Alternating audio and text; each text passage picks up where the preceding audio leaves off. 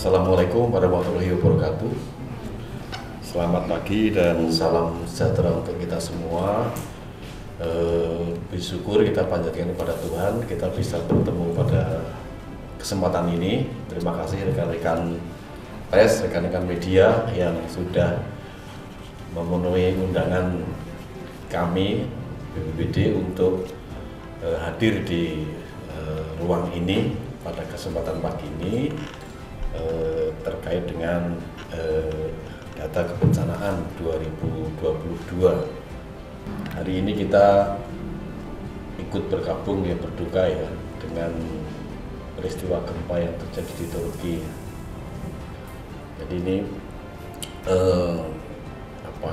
peristiwa yang kebencanaan yang terjadi, yang diprediksi menjadi yang terbesar. Walaupun tahun 1999 pernah juga terjadi di sana dengan korbannya 14 ribuan ya.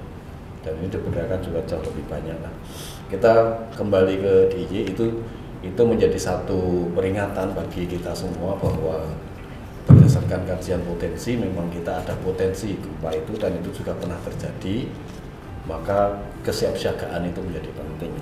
Ada tren peningkatan kejadian, ini catatan pertama.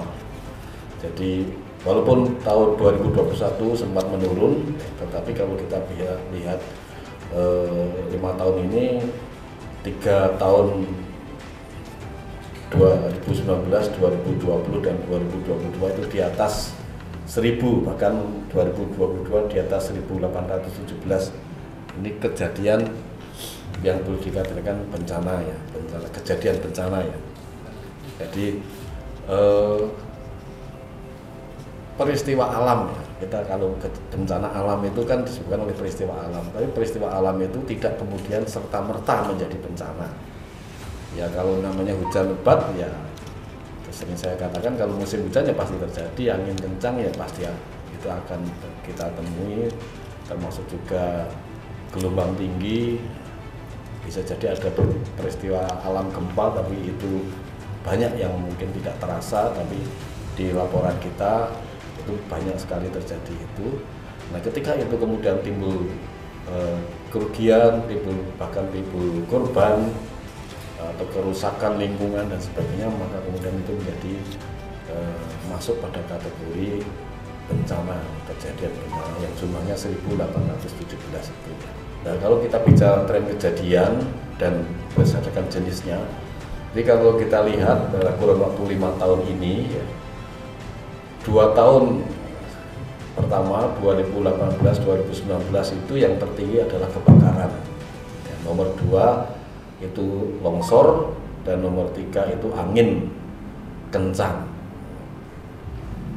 Khusus di tahun 2022 gempa terasa dan tidak terasa ya, tapi itu DIY tidak menjadi kategori bencana ya, karena tidak berdampak ya. Jadi kalau kita lihat yang kemudian berdampak itu tetap yang tertinggi adalah longsor ya, dan kemudian angin kencang dan kebakaran ya. Kebakaran semakin menurun. Nah, ini saya kira tren peningkatan tanah longsor ini juga menjadi perhatian kita semua, terutama pada kawasan-kawasan yang memang itu sudah dipetakan di dalam Perda RT/RW 5 tahun 2019 sebagai kawasan rawan bencana tanah longsor.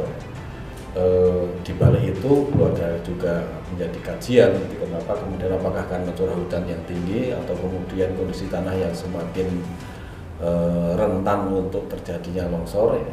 Tapi yang pasti peningkatan itu menjadi satu warning bagi warga masyarakat yang tinggal di kawasan-kawasan itu untuk lebih waspada terhadap potensi longsor.